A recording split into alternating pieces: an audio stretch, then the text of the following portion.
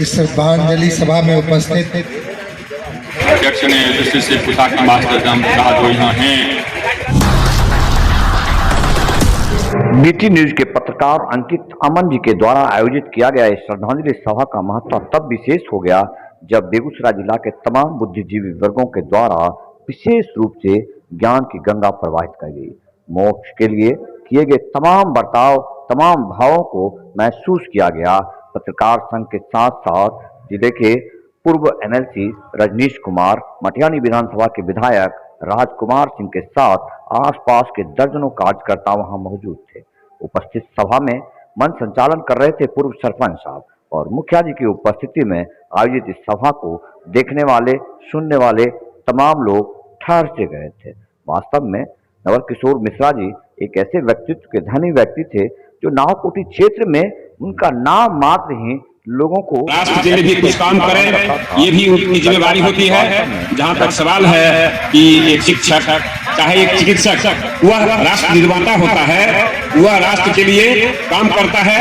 आज तमाम सरकारी व्यवस्थाओं के बावजूद आज जो भी शिक्षा व्यवस्था या स्वास्थ्य व्यवस्था खास करके जो है देसी चिकित्सकों पर आधारित है, सरकार ने भी उन्हें प्रशिक्षित करने का काम किया है। देहाती बड़े बड़े हॉस्पिटल खुल गए हैं, लेकिन खुलने के बावजूद भी आज जो है बंजौल जनमंडलीय अस्पताल 15 वर्षों से सेवा है वहाँ के देसी चिकित्सकों पर आधारित है। सरकार उन्हें प्रशिक्षण दे करके और आज उन्हें मान्यता देने पर विचार कर रही है। तो खास करके समाज के लिए वे सदा करते रहे, हम उनके सपनों को साकार करें, उनकी विचारधारा को जिंदा रहे। उनके उत्तराधिकारियों का ये दायित्व है कि हम उनके जो सपने थे उनको पूरा करें और उनके पद चिन्हों पर चलते हुए, और यही उनके प्रति सबकी श्रद्धांजलि होगी। मैं बार मैं उनसे जो है उनको सत नमन करता हूं और विनम्र श्रद्धांजलि देता हूं। उनके सपनों को साकार करें तथा उनके विचारधारा को आगे बढ़ाते रहें। इन्हीं शब्दों के साथ मैं अपनी वाणी को विराम देता हूं। तो एक जगह रह रहे थे, छिप करके राजा भी वेश बदल कर पहुंचा। पूछा जब भोजराज मर गया तो कालिदास ने कहा यत्याधारा निराधारा निरावलंबे सरस्वती भोजराज दिवंगत। भोजराज के दिवंगत होने से अद्या नगरी जहाँ का राजा है भोज, सरस्वती की धारा खत्म हो गई क्योंकि वह शिक्षा का संरक्षक था। तो नवल जी जैसे लोग इसीलिए याद किए जाते हैं कि उन्होंने आपकी सेवा की, आपके बच्चों की सेवा की, कई पीढ़ियों की सेवा उन्होंने। और यह सेवा भाव जो एक ग्रामीण चिकित्सक का या एक चिकित्सक का होता है वह निश्चित रूप से परमार्थ का होता है। अभी अंजनी भाई कह रहे थे कि जब सीताराम बाबू डॉक्टर की चर्चा चली, जब कोई व्यवस्था गांव में नहीं थी, पत्ती की व्यवस्था थी, हम लोग भी बच्चों ने 3 दिन भूखे रहकर बुखार में तो दवा देता ही नहीं था, हमें देता ही नहीं था। तो उस समय इस तरह के भाव के डॉक्टर ही आसरा होते थे समाज के, और इसीलिए आज वो याद आ रहे हैं। अमन जी उनके पौत्र हैं और काफी अच्छे मिलनसार लड़का है। पिछले वर्ष हमारी इससे भेंट हुई थी, पत्रकारिता करते हैं। मैं चाहूंगा कि आपके बाबा ने जो सेवा की समाज की, आप भी उसी तरह से समाज की सेवा करें, उसे प्रेरणा लें। और तमाम लोग ऐसे परमार्थ की बात, सेवा की बात करने वाला ही पूज्य होता है समाज में। और मरना तो सबको है। अध्यक्ष ने दृष्टि से पूछा कि मास्टर साहब जो यहाँ हैं, लोग चले जा रहे हैं, जो यहाँ हैं वो जिंदा रहना चाहते हैं, जिससे बढ़ के बड़ा आश्चर्य क्या होगा। तो यह मास्टर के भाव से हम लोग भी जी रहे हैं। और पंत जी के शब्दों में यह शांत सा का आनंद आलिंगन मेरा तिरंगा के हाथ में जीवन के स्मरण तिरंगा, इसी शब्दों के साथ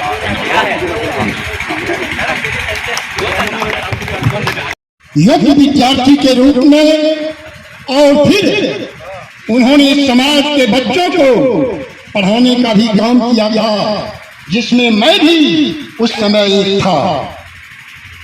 उनकी शिक्षा देने का जो तरीका था, मैं उनके तरीका की सराहना करता हूं। और वो एक योग्य और महान शिक्षक के रूप में भी समाज में अवतरण लिया था। उसके बाद उन्होंने चिकित्सा के क्षेत्र में आया और चिकित्सा के क्षेत्र में भी हुए एक अद्भुत रूप से राजनीति के शिखर पुरुष उनके यहाँ तक पहुँचते थे और अपना आशीर्वाद लेकर चुनाव मैदान में जाते हुए मैंने देखा है। इसलिए उस परम यशस्वी गुरुदेव को मैं नमन करता हूँ। आज बड़े दुख की बात है कि वो हमारे बीच नहीं है। लोग ले रहे हैं, मैं देख पा रहा हूं कि जो परिजन है उनकी आंखों में, जो ग्रामवासी हैं उनकी आंखों में वो अश्रुधारा की वो पतली परत तैर रही है, जो इस बात का गवाह है कि व्यक्ति सिर्फ व्यक्ति नहीं, एक महान व्यक्तित्व भी था। तमाम अभिभावकगण, ग्रामीण,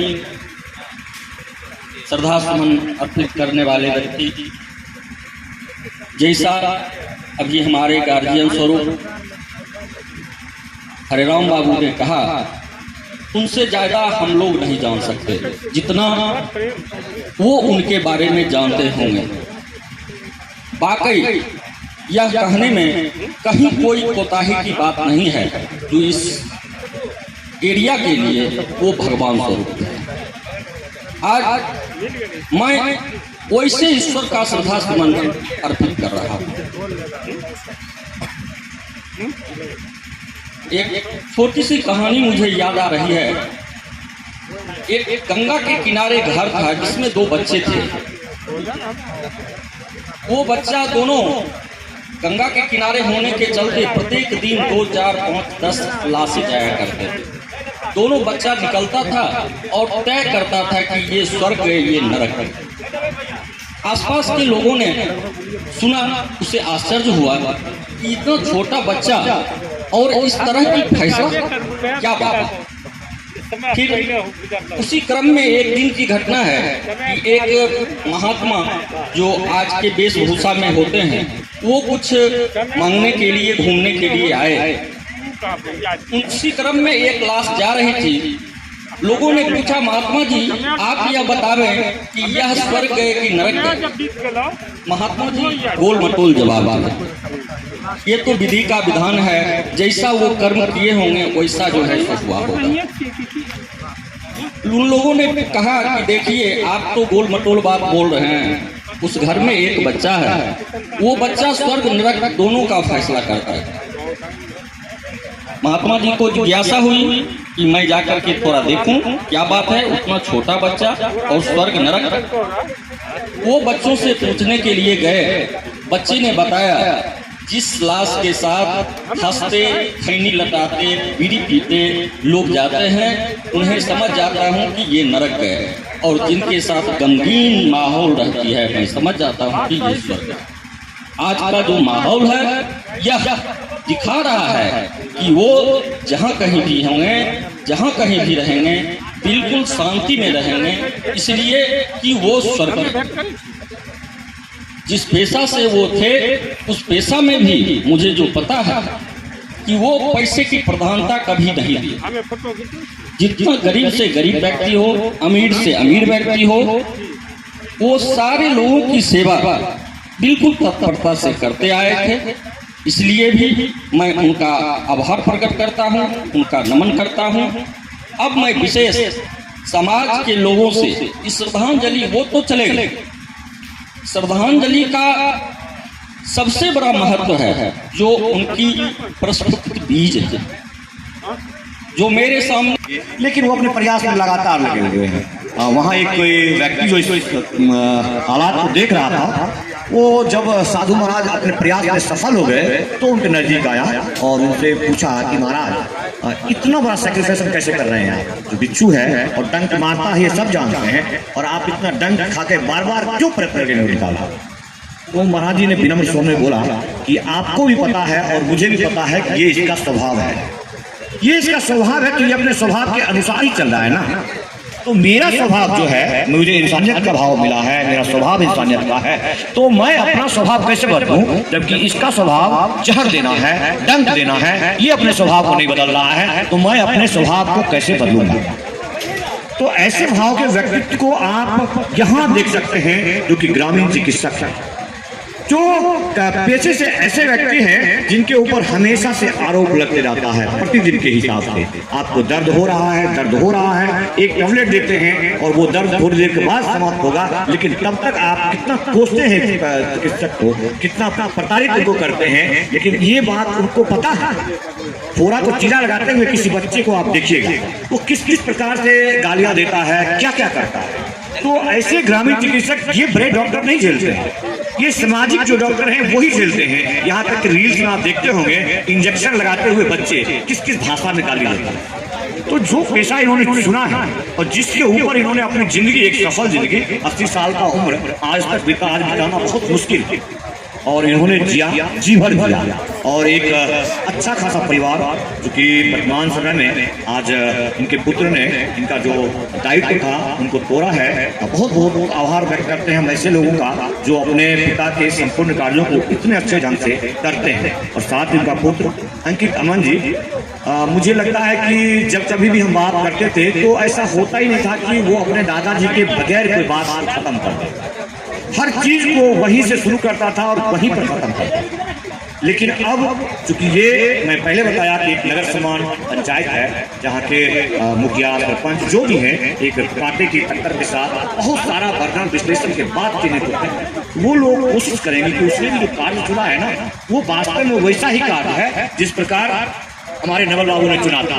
एकदम वैसा ही इंसानियत वाला कार्य और वैसे ही बिच्छुओं से बार बार सामना होते रहता है। तो ये आपकी जिम्मेदारी है कि आखिर इस अंकित अमन को संरक्षित कैसे रहना है, ये साधु कैसे बना रहे, बार बार दंड खाने के बाद क्यों कैसे माइक लेकर निकले, कलम लेकर निकले और आपके समाज की मुखरता से आपकी बात को रखा रहे, इस प्रकार से रखता है जैसे कि हमारे जैसे लोग 30 किलोमीटर 35 किलोमीटर से खिंचकर यहाँ आए हैं और लोग दिल्ली से पटना से आपके नावकों की पंचायत में आए और इस पंचायत का माननीय नवल बाबू, स्वर्गीय नवल बाबू हैं जिन्हें बिल्कुल ऐसे लोगों के लिए आप कह सकते हैं कि आप निष्कंटोष कहिए कि उन्होंने मोक्ष पाया है, एक ऐसा मोक्ष पाया है संपूर्ण जीवन जीने के बाद, जिसके लिए मनुष्य यहाँ आते हैं। इसका सार कबीर जी करते हैं कि कबीरा जब हम पैदा हुए जग दो ऐसी करनी कर चलो, ऐसी करने कर चलो कि हम हंसे। तो इसी के साथ मैं भाव को श्रद्धांजलि अर्पित करता हूँ और जो भी इनके परिजन, जो भी इनके आश्रित हैं, उन सब से के लिए ईश्वर से प्रार्थना करता हूँ उनको किस दुख की खाने की शक्ति प्रदान करे, सदैव इनको उज्जैन बनाकर जो मंदिर है। मैं आश्चर्यचकित था कि एक व्यक्ति जो समान रूप से रहते हैं, हर आदमी कामना करता है कि मैं भी सनातन हूँ, मुझे लगता है कि कहीं मंदिर बन रहा है तो हमें सहयोग करते हैं, कहीं लगता है कि या कुछ की बात करते हैं, लेकिन हिम्मत नहीं होती है कि भगवान के लिए एक मंदिर बनाए। क्योंकि समान परिवार जैसे ये वैसे हम लोग, इनके घर के मंदिर को आप देखेंगे तो मुझे लगा कि यहाँ घंटा 2 घंटा बैठा। आदम ताज हनुमान जी की प्रतिमा जो इन्होंने बिठा रखी है वो कोई साधारण मनुष्य नहीं करता। हनुमान जी के ताप को सहने की शक्ति किसमें इतना दम था कि हनुमान जी के नीचे बैठ गए। जो ऐसे व्यक्ति तब कुछ साफ, जो व्यक्ति साफ रहेगा वही भगवान के सामने घंटों बैठ सकता है या भगवान को ही अपने साथ। क्योंकि हर आदमी को लगता है कि जब मैं गलत हूँ वहाँ भगवान नहीं होना चाहिए, क्योंकि भगवान से हम डरते भी हैं, भगवान से प्रेरणा भी लेते हैं। तो जब आदमी गलत करेगा तो उसे डर रहेगा कि भगवान देख तो नहीं रहा है, और जो भगवान को घर में बिठा लिया हो कैसे है, उसका व्यक्तित्व कैसा होगा, इस चीज का चर्चा कर करके, इसका वर्णन करके मैं रोमांचित। यहाँ उपस्थित लोग जब कभी भी आपको मौका मिले, आप जब अंकित अमन के आसपास आए, एक बार साफ करते थे कि हनुमान जी आपको देखने से लगेगा कि वास्तव में नवल बाबू के द्वारा स्थापित किया हुआ वो व्यक्ति है। जब तक वो वहाँ रहेंगे नवल बाबू भी उसी तरह हंसते रहेंगे। इसी के साथ अपनी वाणी को विराम देता हूँ और मैं अपने आप को सौभाग्य समझता हूँ जैसे बहुत बहुत धन्यवाद। इस श्रद्धांजलि सभा में उपस्थित नाकोठी ग्राम एवं आज जिले के तमाम जगह से आए हुए सभी लोगों का आभार व्यक्त करता हूं। श्रद्धांजलि सभा में शिरकत करने का मुझे भी अवसर मिला। जैसा कि मुझे ज्ञात हुआ कि ये शिक्षक भी थे और ग्रामीण चिकित्सक भी थे, तो निश्चित रूप से समाज में इनकी बहुत ही अहम भागीदारी थी और यही कारण है कि जिले के तमाम क्षेत्रों से लोग यहाँ पर आकर श्रद्धा सुमन अर्पित कर रहे हैं और उसी क्रम में मुझे भी आने का मौका मिला है। मैं अपनी ओर से इस महान विभूति के चरणों में श्रद्धांजलि अर्पित करते हुए इनको स्वर्ग में अच्छा स्थान मिले और इनका जीवन यहाँ के लोगों के लिए प्रेरणादायी रहे, हम सभी के लिए ये प्रेरणा के स्रोत बने रहे। इन्हीं बातों के साथ मैं अपनी बात को समाप्त करता हूँ। बहुत बहुत हमारे समाज के सभी प्रतिष्ठित अभिभावकगण, मित्रगण को मेरा प्रणाम। आज की श्रद्धांजलि सभा जिन पुण्यात्मा के लिए रखी गई है, उनका परिचय किसी के लिए भी आवश्यक नहीं है।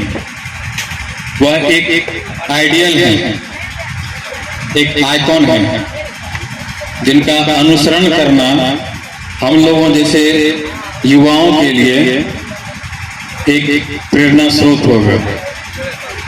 मेरा इनसे सानिध्य काफी निकट का रहा है।